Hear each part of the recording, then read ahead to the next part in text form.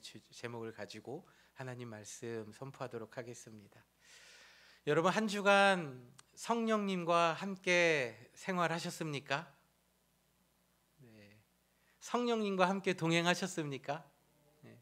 지난주 설교 제목이 우리와 함께 하시는 성령님이셨잖아요. 성령님이 한 주간의 나와의 삶에 함께 하셨습니까? 여러분, 그 성령님에 대해서 이렇게 제가 여쭤보면요, 잘 모르겠다, 긴가민가 하시는 분들이 있어요. 왜냐면요, 성령님을 받았다고 하는데 그게 뭘까라고 이제 마음속에 이렇게 머릿속에 잠깐 좀 다른 생각이 들 때가 있기 때문인데요. 그러나 요한복음 16장에서는요, 누구든지 성령으로 말미암지 않고는 자기가 죄인임을 깨닫지 못한다라고 이야기하고 있습니다. 그리고 또 고린도전서 12장에서는요, 누구든지 성령으로 말미암지 않고는 예수님을 구주로 고백할 수 없다라고 이야기하고 있습니다. 그러니까 내 안에 내가 성령님이 나와 함께 하는가, 성령님이 나와 함께 계시나, 이렇게 좀 긴가민가 하시는 분들은요, 이 두 가지를 점검하시면 돼요. 나는 영원히 죽을 수밖에 없는 죄인이었구나, 나는 죄인이구나라는 게 마음속으로 깨달아지시면은 성령님께서 그걸 깨닫게 하시는 것, 그러니까 그 안에 성령님이 계시다는 거예요. 그리고 나는 예수님을 나의 구주로 믿습니다 라고 우리가 입으로 이렇게 고백하고 마음으로 시인하는 것, 이것도 여러분, 우리가 아무렇게나 그냥 할 수 있는 것 같지만 사실은 예수님을 믿지 않는 사람들, 마음속에 성령이 계시지 않으면요, 이 말을 할 수가 없습니다. 그러나 나는 나의 구주, 내가 죄인 된 것을 깨닫고 예수님만이 나의 구주임을 믿습니다 라고 고백하는 사람은요, 그 안에 누가 계시다는 거예요? 성령님이 계시다는 거예요. 성령님. 여러분, 그러므로 의심하지 마세요.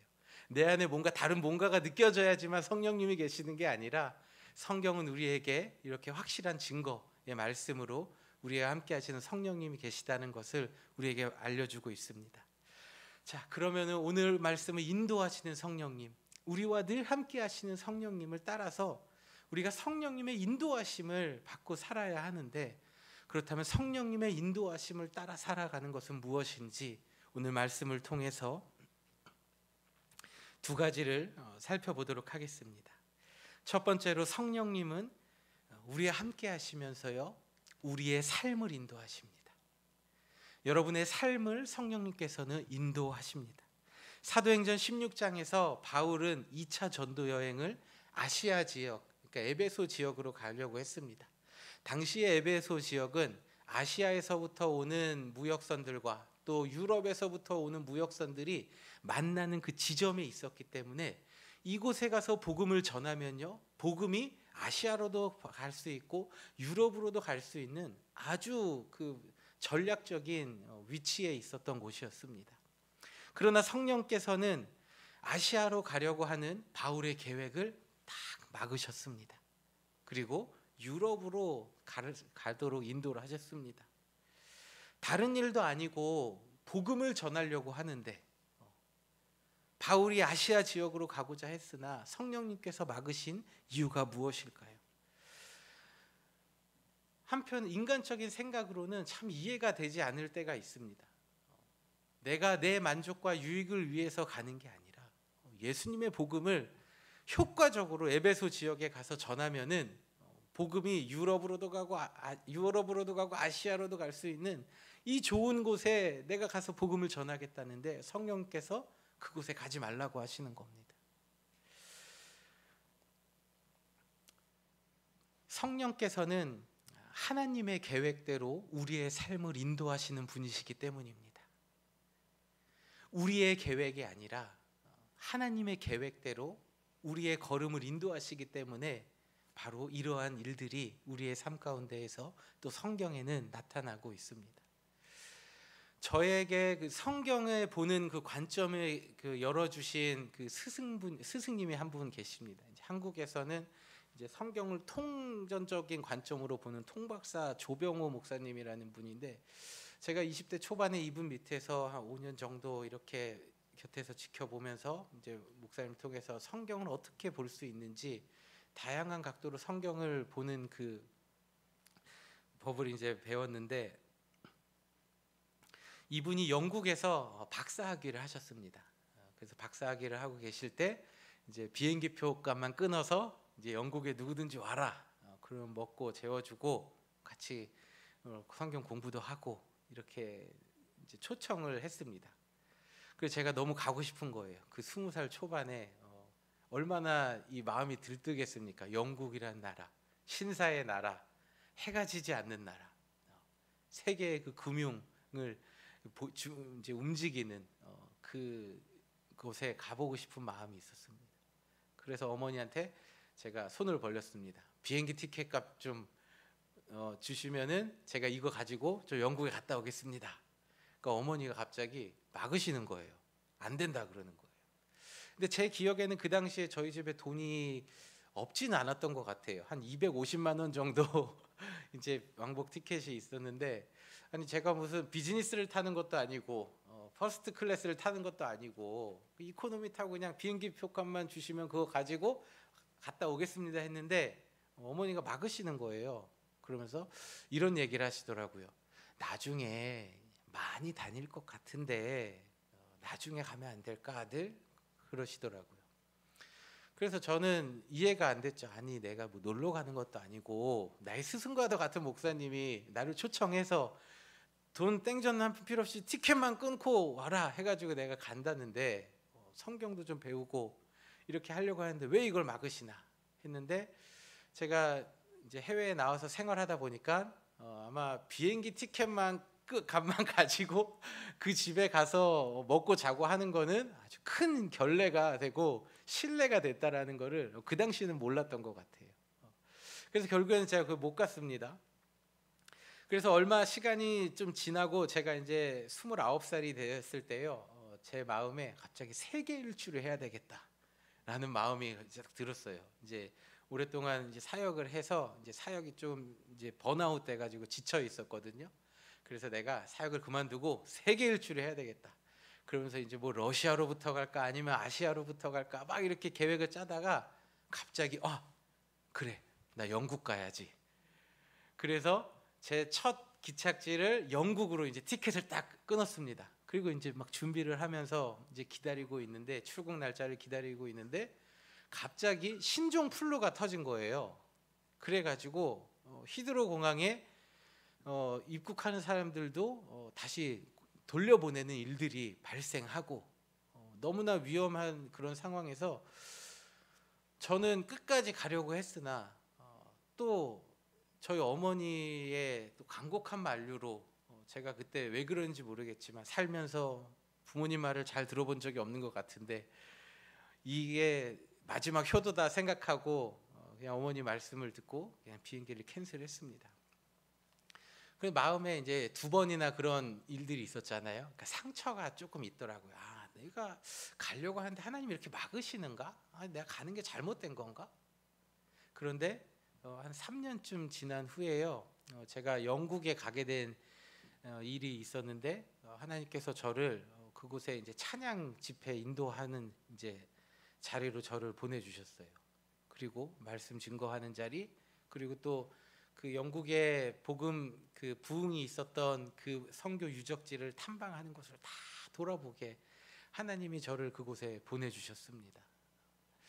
그러니까 우리의 계획은 내가 가고 싶어 하고 또 내가 원하는 대로 가고자 하였으나 하나님의 계획은 다른 데 있었다라는 것을 살면서 이제 경험을 하는 것입니다.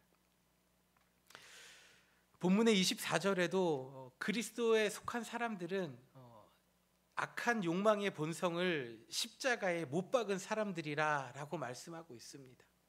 그러니까 제가 지나온 저의 삶을 돌아봤을 때에 그 저를 초대해 줬던 그 스승 목사님에게 가고자 하는 그 마음 가운데에 어머님에게 부모님에게 말은 못했지만 제 마음에는 어떠한 마음이 있었습니까? 영국에 한번 가보고 싶다. 세계 인류 국가에 한번 가보고 싶다. 해외여행 가보고 싶다. 이런 마음이 제 안에 있었어요. 근데 그거는 얘기하지 않고 우리 목사님이 나를 초대했다, 가야 된다 이렇게 얘기하고, 세계 일주를 가려고 한 것도 사실은 저는 이제 더 이상 나는 이제 하나님 저는 이제 주의 길 안 갑니다. 이제 힘들어서 못 가겠습니다 하고 그냥 다 던져놓고 이제 제 마음대로 살겠습니다 하는 그 마음을 제가 딱 숨기고 이제 한 1년 정도 제가 세계여행 가겠습니다 이렇게 얘기하고 이제 저는 갔지만 준비를 했지만 제 마음속에는 하나님을 떠나고 싶은 마음이 있었던 거예요. 그러니까 내 욕심, 내 욕망대로 내 인생을 좀 살아보고 싶다라는 그런 마음에 이런 행동을 하고 살아갔는데 하나님께서는 그 모든 것을 다 알고 막으셨다라는 겁니다. 내가 하고자 하는 대로 내가 원하는 대로 살아가는 삶이 아닙니다. 우리 인생은. 왜냐하면요, 우리 안에 성령님이 계시기 때문이에요. 우리 안에 계신 성령님께서 우리를 죽을 때까지 하나님께로 인도하신다라는 거예요. 어떤 사람들은 그 가는 길을 붙잡아 놓고 다시 원래 예수님을 믿는 길에 갖다 놓으시는 분들도 계시고, 곁길로 가지만 지켜보시며 성령님께서 항상 보호해 주시면서 지켜보시며 돌아오시기를 바라는 마음으로 지켜보시기도 하지만, 성령님께서는 항상 우리와 함께 하시고 우리의 걸음을 인도하신다라는 것입니다. 우리는 우리 앞에 내가 가려고 하는 길이 있습니다. 그리고 내가 원하는 길이 있어요. 나의 삶이 좀 이것만 어떻게 좀 해결이 되면은 정말로 행복하고 잘 될 것 같아요. 그리고 이거 빨리 좀 하나님께서 왜 이루어 주시지 않을지 고민하고 조바심 내고 우리는 이해하지 못하고 하나님 원망할 때도 있습니다. 그러나 우리가 기억해야 될 것은 내가 바라는 대로 원하는 대로 이루어지지 않는다고 해서 실망하고 낙담하는 것이 아니라, 하나님께서는 여러분들의 삶에 최고로 좋은 것을 주시기 위하여 준비하고 기다리고 계시다는 사실을 믿으시기를 바랍니다. 두 번째로, 성령님은 우리의 마음을 인도하십니다. 마음은 눈에 보이지 않습니다. 마음은 우리가 아무리 눈으로 찾아보려고 해도 찾아볼 수가 없어요. 마음은 느끼는 거죠. 사람에게 있어서 마음이란 참으로 중요한 영역입니다. 여러분, 사람과 사람 사이에서 다툼이 일어났어요. 근데 어떤 모든 금전적인 이해관계나 아니면 서로의 이제 다른 입장 차이, 이런 것들로 이제 싸움이 일어나고 다툼이고 갈라서면요, 다시 합쳐질 수 있는 기회가 있습니다.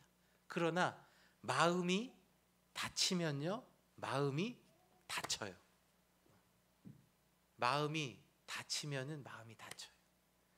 그러니까 마음이 상처를 입으면요, 우리의 이 상처는요, 사람과의 관계에서는요, 치유가 불가능한 지경에 이른다는 것입니다.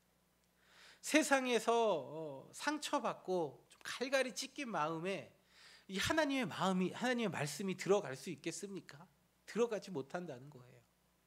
우리의 마음이 닫혀 있고, 우리의 마음이 상처나 있고, 우리의 마음이 하나님 앞에 나아가지 못하는 상태에 있을 때요, 성령님은 여러분의 삶 가운데에 다가오셔서 먼저 여러분의 마음을 위로하시고 평안을 주시고 또 여러분의 마음을 이렇게 잘 이렇게 만져주신다는 거예요.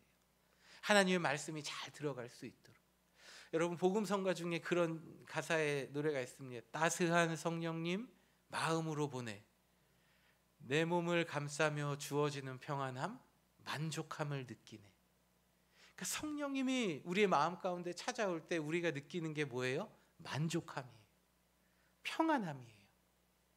그러니까 성령님이 우리 마음 가운데 임하시면요, 우리는 만족함을 느낀다고 해요.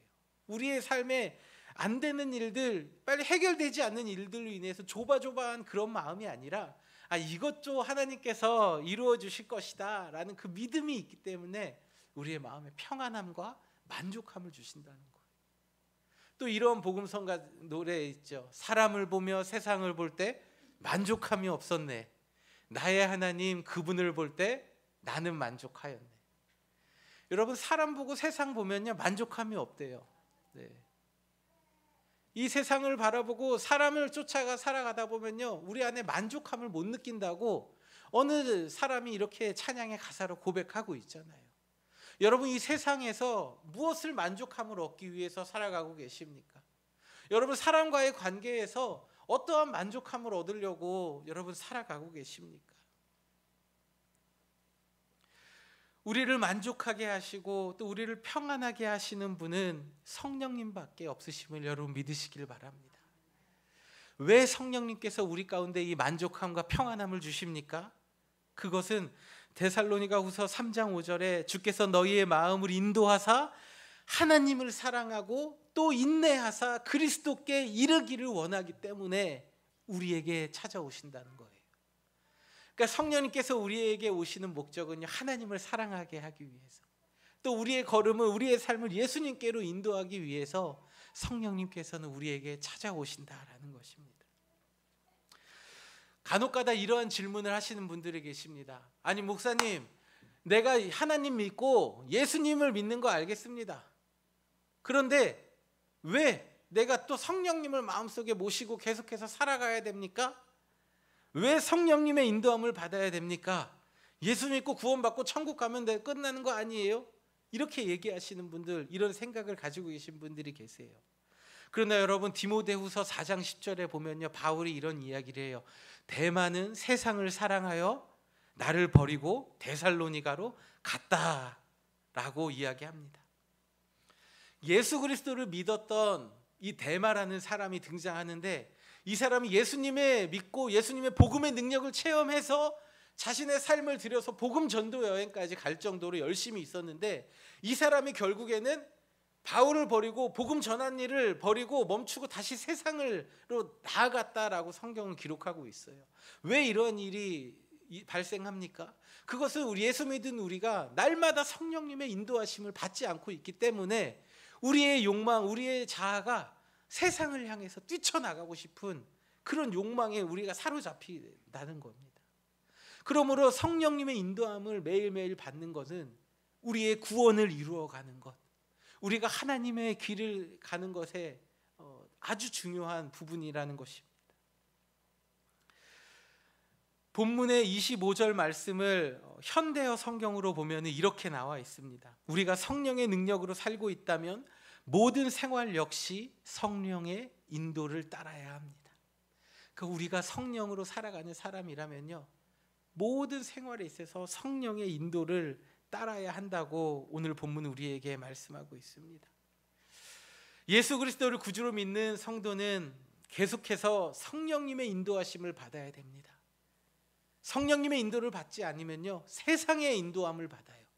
이 세상은 둘 중에 하나입니다. 성령님을 믿고 성령님의 인도함을 따라가든지, 아니면 성령님의 인도함을 받는 것이 아니라 세상의 영에 사로잡혀서 세상을 따라 살아가는지.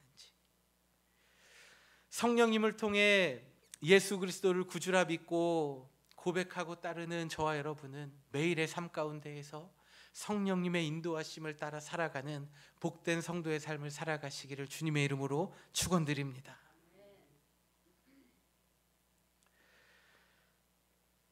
말씀의 결론입니다. 우리가 성령님의 인도하심을 따라갈 때에 우리에게 주시는 유익이 있다. 오늘 본문의 마지막 절에 나와 있습니다. 헛된 영광을 구하여 서로 노엽게 하거나 서로 투기하지 말지니라. 이 말씀이 개역 개정을 보면은 의미가 좀 잘 안 와닿는데, 현대어로 번역된 성경을 보면요, 이렇게 번역되어 있습니다. 우리가 성령님의 인도하심을 따라가면 명예와 인기를 얻고자 질투하거나 악한 감정을 가지는 일은 없을 것입니다 라고 이야기하고 있습니다. 우리가 성령님의 인도함을 따라가면요, 우리 안에 악한 마음, 악한 감정을 갖지 않는다라고 이야기합니다. 사랑하는 성도 여러분, 여러분의 삶이 나와 상대방을 죽이는 이 악한 감정을 마음속에 품고 살아가는 것이 아니라 나를 살리고 또 상대방을 살리는 이 성령님의 주시는 이 기쁜 마음을 가지고 살아가는 삶이 되시기를 축원합니다.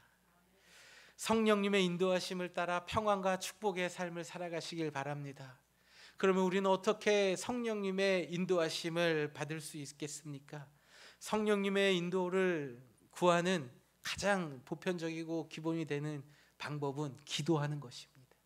성령님, 내 삶을 인도해 주십시오. 성령님, 내 삶을 붙들어 주세요. 우리 마음 가운데에 악하고 나쁜 생각들이 찾아올 때에 성령님, 내 마음속에 들어오는 이 약한 생각들을 없애주세요. 이 육신의 생각들을 성령님 붙들어 달라고 성령님께 기도하는 것입니다. 그리고 성령님의 인도하심을 계속해서 삶 가운데에서 훈련하는 것입니다. 성령님을 따라가는 삶을 훈련하는 것입니다. 예전에 제가 있었던 일을 하나 소개해 드리려고 합니다. 제가 금요 찬양, 이제 금요 철야 집회 찬양 인도를 마치고 이제 보통 저는 찬양 인도를 하면은 맨 앞자리에 앉습니다.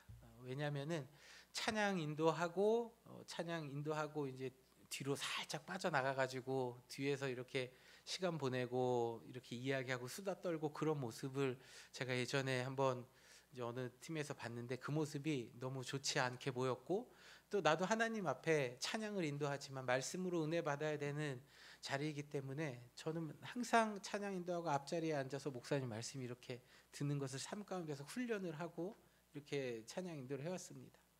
제가 살아면서 찬양 인도하면서 이제 찬양 인도하고 뒷자리로 나간 거는 이 5손가락 안에 꼽을 정도예요. 근데 한 번은 금요 찬양 인도를 하고 이제 딱 앉았는데 그날따라 마음속에 갈등이 막 시작되는 거예요. 아, 오늘은 너무 힘들다. 뒤로 좀 나가서 좀 쉬다 올까? 물을 마실까? 아니면 뒤에 가가지고 좀 잠깐 이렇게 좀 편하게 있을까? 목사님 앞에 설교하시는데 앞자리에 앉아가지고 이러고 있으면은 목사님 얼마나 힘드시겠어요. 맨 앞자리에 앉아가지고 제가 이렇게 딱 허리 딱 펴고 이렇게 목사님 말씀하시는 거 이렇게 들으려고 해야지 목사님도 힘이 나실 거 아니에요. 그래서 그날은 너무 힘든 거예요. 그래서 내가 이렇게 힘들게 앉아 있는 것보다 잠깐 나가야 되겠다. 뒷자리에 딱 나갔습니다. 그 뒤에 가서 이제 물을 딱 마시는데 갑자기 어떤 청년이 저를 막 부르더니 빨리 일로 와보시라고. 그래서 갔어요. 그런데 어떤 청년 하나가 저를 딱 기다리고 있었습니다. 처음 보는 청년이었고 모르는 청년이었습니다. 이야기를 들어보니까 자기가 저쪽에 어디 시흥 어디 쪽에 살고 있는데 차가 끊겨가지고 집에 갈 차비가 없다. 그래서 뭐 이제 찜질방비를 좀 주시면은 제가 찜질방에서 자고 뭐 이렇게 하겠다. 여러분들 어디서 한번 다 들어봤던 그런 스토리 아시죠? 예, 자주 겪는 교회에서 있으면은 겪을 법한 그런 일들을 제가 딱 당한 거예요 그때. 그래가지고 이거 어떻게 해야 되나 하는데 뭐 너무 많이 그런 일을 당하니까 미안하다, 줄 수 없다 하고 이제 다시 이제 들어와가지고 앞자리에 앉았습니다. 그래서 딱 앉았는데 말씀을 딱 듣고 있는데 갑자기 마음이 불편한 거예요. 왜 불편한 거 하니까 마음속에서 주라 이러는 거예요. 그래서 제가 뭘요? 그러니까 주라. 그러니까 계속 이 단어만 생각나는 거예요. 주라. 그러니까 알잖아요. 저랑 성령님은 아시는 거잖아요. 이거 둘만 아는. 그러니까 내적인 갈등이 시작되는 거예요. 주라는데 뭐 얼마를 주라고 얘기하는 것도 아니고 누구한테 주라고 얘기하는 것도 아니고 좀 확실히 얘기해 주세요. 그럼 제가 순종하겠습니다. 그런 게 아니라 주래요 그냥. 그래서 제가 뭐 누구한테 줍니까? 그러니까 알잖아 너 누구한테 주라는 건지.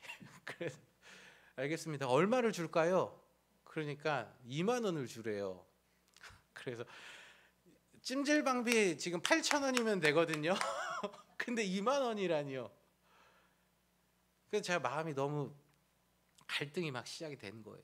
그래가지고 안 되겠다 싶어서 그냥 다시 나가가지고 가니까 거기 있더라고요. 또 이제 데리고 교육자실에 데리고 가가지고 이제 2만 원을 주고 지갑에서 2만 원을 주고 이제 기도해서 이제 돌려보냈습니다. 그리고 와서 이제 자리에 또 이제 딱 앉았는데 마음속에 갑자기 막 분함이 막 올라오는 거예요. 분한 거예요. 막 내가 평소에는 물 마시러 안 나갔는데 왜 하필 오늘 물 마시러 나와가지고 2만 원을 뜯겨야 했나. 마음속에 막 분노가 막 그래서 역시 사람은 하던 대로 해야 돼. 안 하던 짓 하는 사람이 안 돼. 이러니까 2만 원 뜯겼잖아.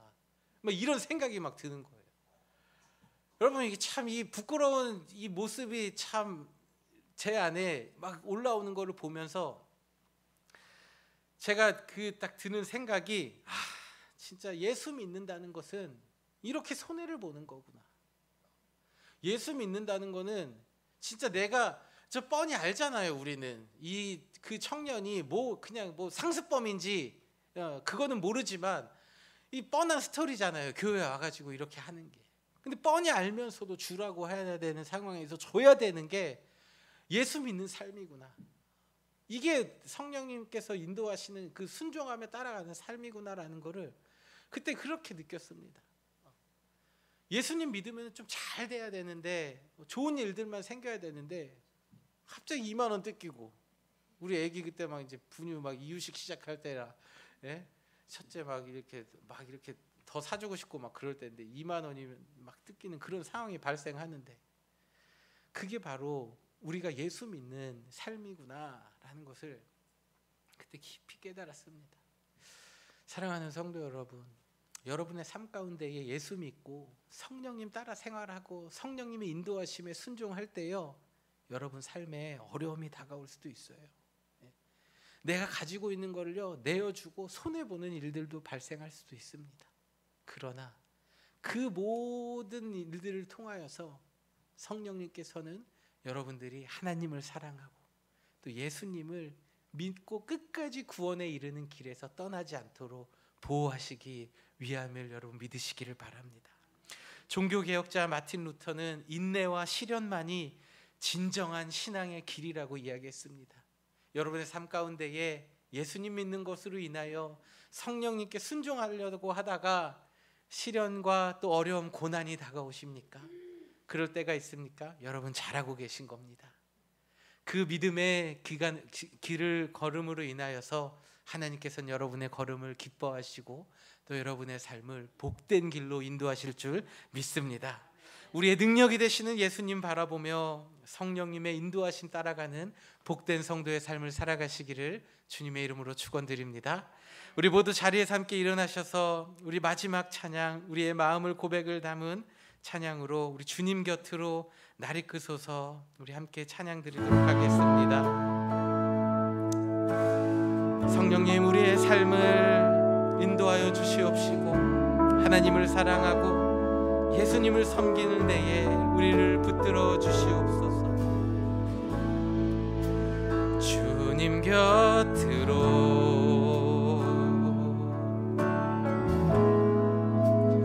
날 이끄소서. 내 모든 것 다 드리며 주 음성 듣기 원하네. 나의 참 소망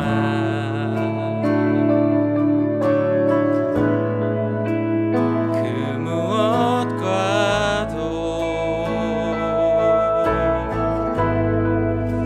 바꿀 수 없는 주 사랑, 그 품 안에 나 안기리. 주님의 길로 인도하소서.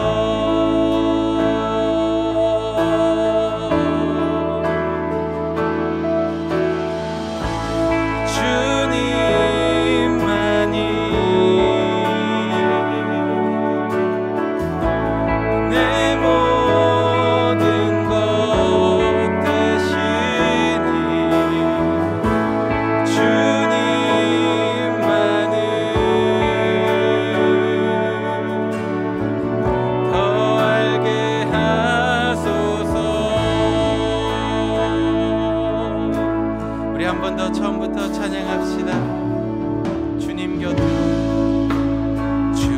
곁으로 날 이끄소서. 날 이끄소서. 내 모든 것 다 드리며 내 모든 것 다 드리며 주 음성 듣기 원하네. 나의 참 소망, 나의 참 소망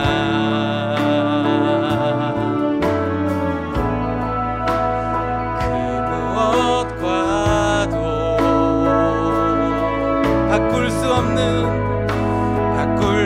없는 주 사랑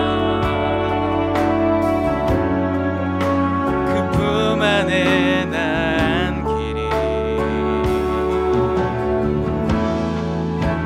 주님의 길로 인도하소서. 주님만이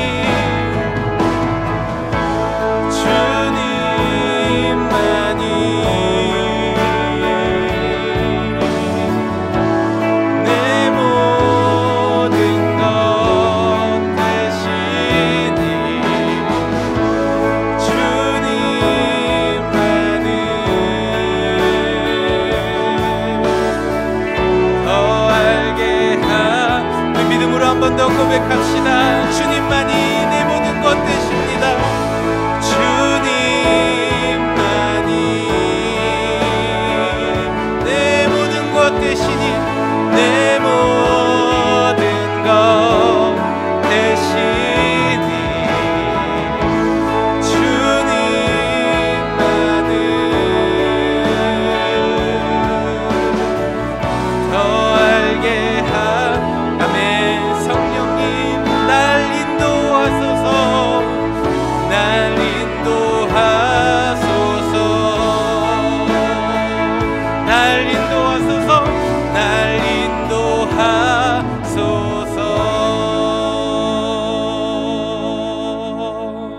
아멘.